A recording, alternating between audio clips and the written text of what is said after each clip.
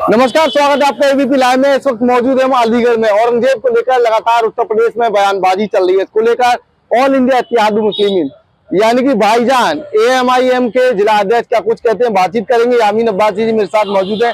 क्या लग रहा है जो बयानबाजी चल रही है? देखिए, ये औरंगजेब के मुद्दे को उठा करके तमाम जो जनता के मूलभूत मुद्दे हैं उनसे ध्यान हटाने के लिए ये औरंगजेब का मुद्दा भारतीय जनता पार्टी लेकर के आई है। इन्होंने अभी इलेक्शन में, तुमने देखा होगा, पिछले इलेक्शनों में वादा किया कि गरीबों के खाते में 15 लाख आएंगे। जहां जहां भारतीय जनता पार्टी की सरकार है, जहां जहां चुनाव हुए हैं, ये चुनाव हरियाणा जीते, मध्य प्रदेश जीते, दिल्ली जीते, हर जगह इन्होंने वादा किया था कि हम 450 रुपये का गैस का सिलेंडर देंगे।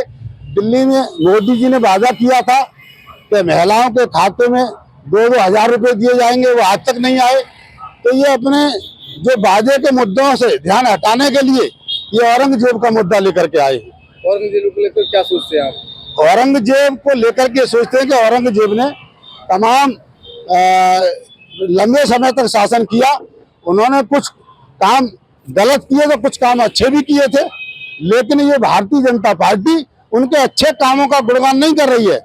उनके जो गलत काम है कोई उसको महामंडन करके ये देश की जनता को भ्रमित करने का काम कर रही है। क्या होना चाहिए? कुछ नहीं होना चाहिए। ये कहते हैं कि औरंगजेब के जमाने के औरंगजेब की कब्र तो कच्ची है।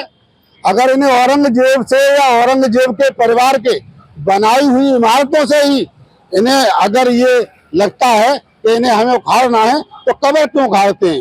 ताजमहल को गिरवा दीजिए, कुतुब मीनार को गिरवा दीजिए, दिल्ली का लाल किला तोड़वा दीजिए।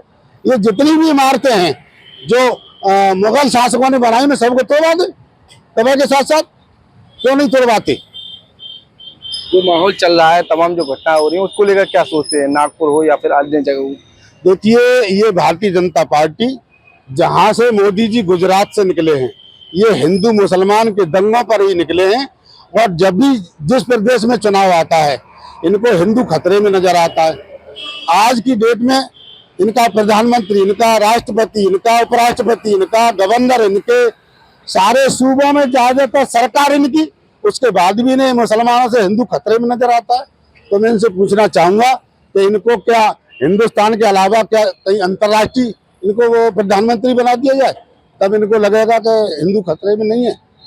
केवल जब चुनाव आता है तो इनको हिंदू खतरे में नजर आता है, और जहां जहां चुनाव आता है तभी ये ऐसे मुद्दे उठा करके हिंदू मुसलमान करा करके आपस में हिंदू मुसलमान को लड़वा करके ये चुनाव की ओर जाते हैं, और हिंदू मुसलमान करा करके ध्रुवीकरण करके चुनाव जीतने का इनका एक कोशिश है।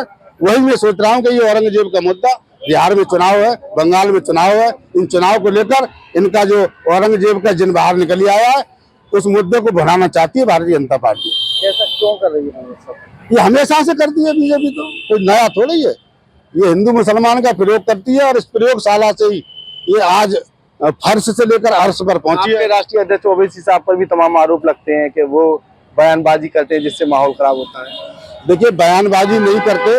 बैरिस्टर असदुद्दीन ओवैसी बैरिस्टर हैं, हमेशा संवैधानिक बोलते हैं, चाहे वो सड़क पर बोलें चाहे पार्लियामेंट में बोलें।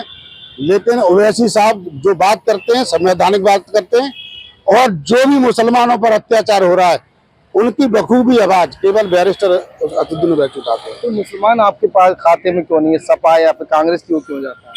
देखिए, मुसलमान अभी धीरे धीरे समझ रहा है और आ भी रहा है। ऑल इंडिया मजलिस इत्तेहादुल मुस्लिमीन केवल हैदराबाद तक सीमित थी। अब कुछ समय बाद पार्टी बाहर निकल करके आई है।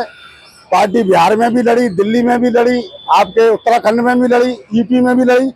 अब धीरे धीरे तमाम प्रदेशों में ऑल इंडिया मजलिस इत्तेहादुल मुस्लिमीन का संगठन खड़ा हो रहा है, और इंशाअल्लाह धीरे धीरे मुसलमान ऑल इंडिया मजलिस इत्तेहादुल मुस्लिमीन की खबर खुद ही चाहिए औरंगजेब को। कब्र क्यों खोदनी चाहिए? क्यों खोदनी चाहिए कब्र?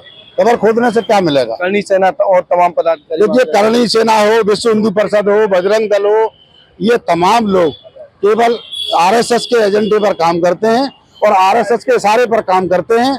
और आरएसएस जो कहती है वही ये सारी सेनाएं काम करती हैं, और इन सारी सेनाओं का काम हिंदू और मुसलमानों को आपस में लड़ाकर भारतीय जनता पार्टी को फायदा पहुंचाने का काम है। इनके खिलाफ कड़ी से कड़ी कार्रवाई होनी चाहिए। संभल में झगड़ा इन्होंने कराया, नागपुर में इन्होंने झगड़ा कराया, जहां भी झगड़ा कराते हैं ये लोग रैलियों के नाम पर, कांवड़ यात्रा के नाम पर, ये तमाम जो है जुलूसों के नाम पर, जहाँ मुस्लिम आबादी होती है, जहाँ मस्जिदें होती हैं, जहाँ नमाज का टाइम होता है, वहाँ तेज आवाज में डीजे साउंड बजा करके और उत्तेजित नारे लगा करके और मुसलमानों को उनको भड़काते हैं। और इनका तो वही है, आ बैल मुझे बाहर। और जब इनके खिलाफ कोई क्रिया प्रतिक्रिया होती है तो शासन इनका, प्रशासन इनका, मुख्यमंत्री इनका, प्रधानमंत्री इनका, बजाय इन पर कार्रवाई करने के उल्टा मुसलमानों के नौजवानों को, मुस्लिमों को लंबी चौड़ी धाराओं में धाराएं लगाकर उनको जेल भेज दिया जाता है। यही हो रहा है। लोकतंत्र नहीं है क्या? लोकतंत्र तो है ही नहीं। लोकतंत्र होता वहां पर नागपुर में जो फाइल के खिलाफ FIR हुई है, आज उसके घर पे बुलडोजर चलवा दिया।